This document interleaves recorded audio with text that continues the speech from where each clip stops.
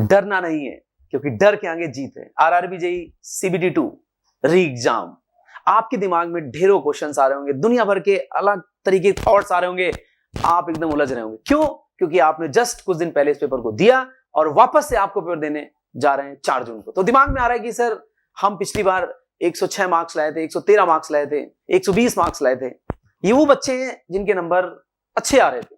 उनके दिमाग में थॉट चल रहा है, लगातार ये थॉट्स गूंज रहे हैं दिमाग में कि काश क्या 120 वापस आ पाएंगे, क्या काश 113 वापस आ पाएंगे। मैं आपको बता दूं, आप इससे ज्यादा भी ला सकते हो, लेकिन आपको कुछ बातें ध्यान रखनी होगी। पहली बात तो, आपने जो पेपर दिया है जस्ट इसके पहले, उसमें क्या मार्क्स आए थे, क्या कहानियां हुई थी, उनको भूल जाओ। आप भूल जाओ, तुरंत भूल जाओ तत्काल प्रभाव से, नहीं तो चीजें बिगड़ सकती हैं। क्योंकि होता क्या है कि जब आप पेपर देने जाते हो, एक नया पेपर होता है, एक नया दिन होता है, एक नया एनर्जी होती है, एक आप में नया कॉन्फिडेंस होता है। आपके क्या मार्क्स आएंगे वो उस टाइम डिसाइड होता है कैसा पेपर आया है। पेपर लेंदी है, पेपर कैलकुलेटिव है, पेपर किस हिसाब से बनाया गया। अगर आपने पहले से डिसाइड कर लिया कि आपको 120 नंबर लाने, 130 नंबर लाने, तो चीजें गड़बड़ हो सकती हैं। हो सकता है पेपर थोड़ा मॉडरेट लेवल का आ जाए, हो सकता है उसमें 110 नंबर, 105 नंबर बहुत अच्छे मार्क्स हो और आप 130 की दौड़ में भाग रहे हो।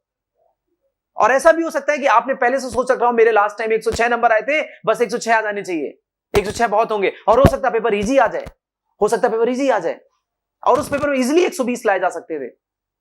तो मैं वापस से रिपीट कर दूं कि आपके पिछली बार क्या मार्क्स आए थे, कितने मार्क्स थे, क्या था, उसको अपने दिमाग में मत लाओ बेटा। मैं बार बार रिपीट करूं इस बात को, मत लाओ, अदरवाइज समस्या हो सकती है।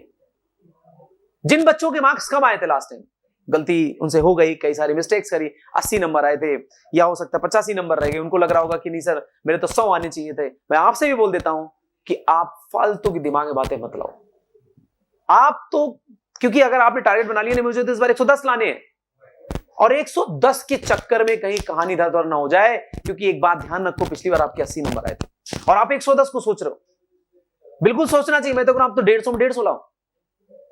लेकिन बात ये नहीं है कि हमें या सेफ मार्क्स क्या रहेगा ना, आप पेपर देते समय ये मत दिमाग में लाए कि कितने मार्क्स पे हमें रुकना है। आपको तो रुकना है 150 नंबर, डायरेक्ट वहीं पर रुकना है। तो सर 150 नंबर लेंगे क्या? नहीं, मैं क्या कहना चाह रहा हूं, मैं कहना चाह रहा हूं कि आप तो अपना 100% दो। जो मार्क्स आएंगे, जो भी होगा, बेस्ट होगा आपका। आप पहले से डिसाइड करके मत जाओ मुझे 100 मार्क्स लाने, 106 मार्क्स लाने, 120 लाने, 130 लाने, कुछ नहीं पता सर। आप तो बस चुपचाप एग्जाम देने जाओ, पुरानी बातें दिमाग से निकाल दो। ये मत सोचो पिछली बार मैंने बहुत बेकार परफॉर्म किया था, बहुत अच्छा परफॉर्म किया था, है ना, कोई चीज होगा नहीं। आप ऐसे समझो ये आपको मौका मिला है, वापस से आपको पेपर देना है, जस्ट बैठो और वहां पर जैसा पेपर आता है उसके हिसाब से चीजों को एग्जीक्यूट करो और पेपर देने के बाद आप बताओ हमने इतने क्वेश्चन सही करे। आप नहीं डिसाइड कर सकते हो पेपर देते वक्त कि पेपर टफ है आसान है। आप तो बस जो पढ़ा हुआ है उसको इंप्लीमेंट करो और मैक्सिमम मार्क्स लाने की कोशिश करो। कोई टारगेट लेके मत जाओ। ये बात मैं आपको बताना चाह रहा हूं जो कि बहुत ही कहीं ना कहीं आपको चीजों को बिगाड़ सकती है और बना सकती है। छोटी सी बात है, बहुत छोटी सी बात है। माय डियर स्टूडेंट्स, मुझे उम्मीद है कि आपको मेरी बात समझ में आ गई होगी। कुछ और बातें हैं जिनको आप ध्यान रखिएगा, जो कि बहुत बेसिक है, आप जान गए। पेपर लगातार आप दे रहे हो, टाइम से आप जाइएगा सेंटर पर, प्रॉपर आप एक दिन पहले प्रॉपर नींद लीजिएगा, प्रॉपर खाना खाइएगा, गर्मी का टाइम चल रहा है ना, प्रॉपर पानी वानी पीते रहिएगा, ठीक है ना।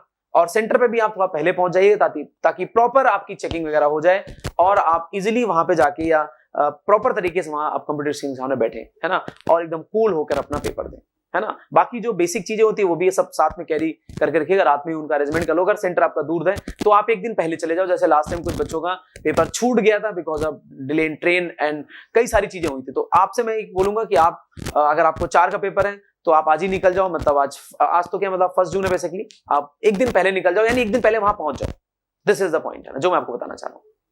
तो उम्मीद करता हूं शायद आपको मेरी बात समझ में आ गई होगी और आपको बस कोई प्री डिफाइंड करके नहीं जाना है, बेस्ट देना है, जो पढ़ा है वही आपको इंप्लीमेंट करना है। क्योंकि मैं बार बार रिपीट कर रहा हूं, क्योंकि नया पेपर, नया दिन, नई एनर्जी और एकदम नई एनर्जी के साथ पेपर को फोड़ना है। इस बार आरआरबी जेईई में जो आपका सपना है जेईई बनने का, उसको पूरा करो। Best of luck from engineers academy, nimbus learning की पूरी टीम की तरफ से। Thank you so much.